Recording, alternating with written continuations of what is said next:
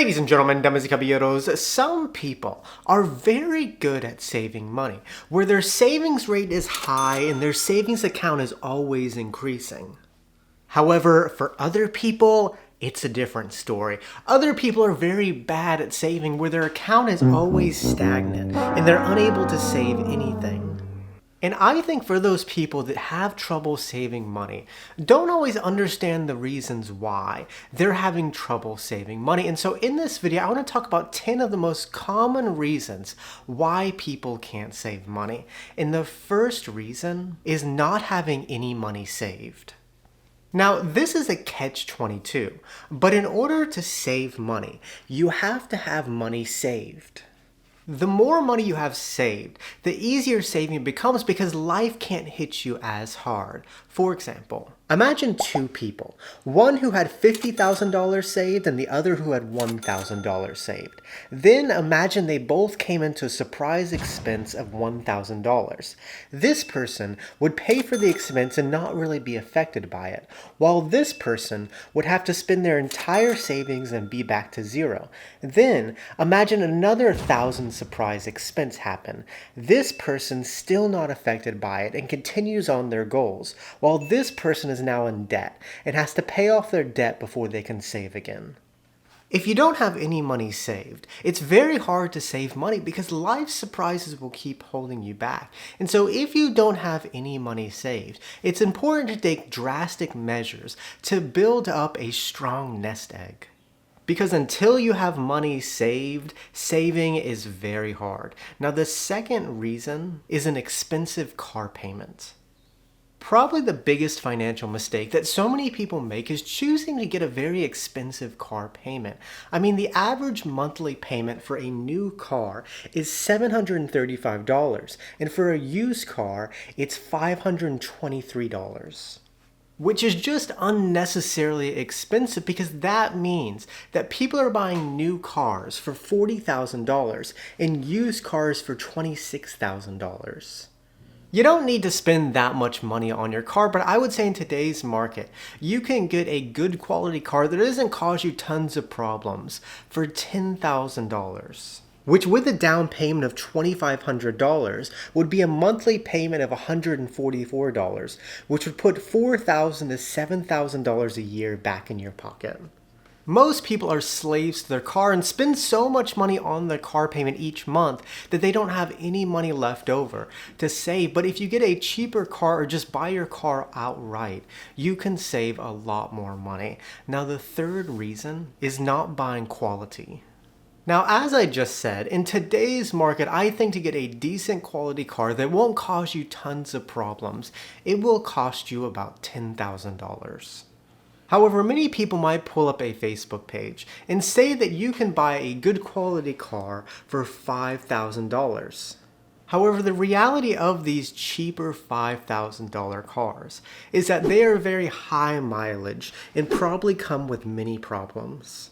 10 or 15 years ago, you could buy a good quality car for under $5,000, but in today's market, I don't think it's as realistic. And in my opinion, buying a car from an individual or one of these no credit check places is an extreme risk.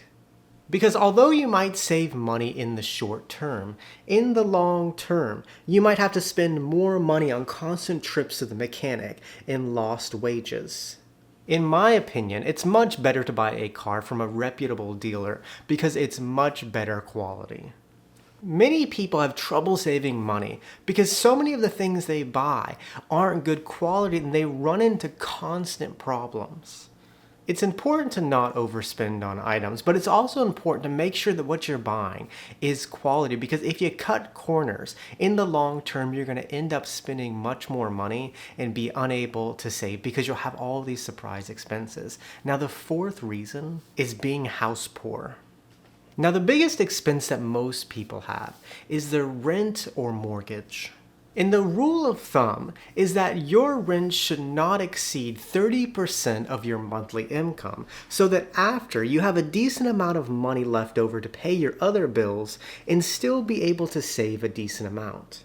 However, the reality is most people spend a lot more on their rent. The reality is that most people spend 40 to 50% of their monthly income on their rent, leaving them with less money for their other bills and even less to save. And having this high rent or mortgage that exceeds 30% of your income is called being house poor. Many people are unable to save because they are house poor. Too much of their budget is going to their rent. And if you want to save money, you have to make sure that your rent does not exceed 30% of your monthly income.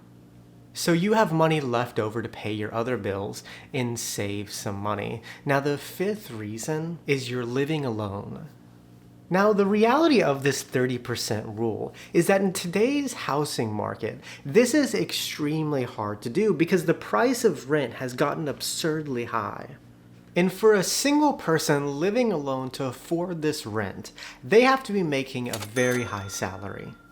And the reality is, the only way the average person can keep their rent costs at or below 30% of their monthly income is by living with a partner or with roommates, because it cuts your rent in half or more. It can cut your rent in half or even more than that. There are so many economic benefits to living with other people. You don't just save money on rent, but you also save money on utilities, groceries, and other expenses. There are so many economic benefits to living with other people, whereas when you're living alone, you have to pay 100% of all your expenses. And many people can't save money because they're living alone and they can't afford to live alone. And if you want to save more money, you have to consider living with others so you can split the cost of these expensive things in life. Now, the sixth reason is your vices control you. A while back, I had a friend that worked in a gas station, and he told me that when you work in a gas station, you get to see everybody's vices, because he would say that people would come in multiple times a day to buy cigarettes, 12 packs of beer, and rolls of lottery tickets. And not to sound too judgmental, but the people who are doing these things every day, who are feeding their vices, are often in very tough financial spots. And although they say they can't save money, they're spending $20 a day or over $7,000 a year on these vices. And obviously these vices are addictions, and it's not easy to break these addictions. But many people can't save money because their vices control them and eat away all their money. But if they seek help and get control over their vices, they'll be in a much better financial spot and be able to save money. Now, the seventh reason is they're unlucky. There are some people in this world who just seem unlucky. They have constant bad things happen to them, and they just say to themselves, "I'm unlucky."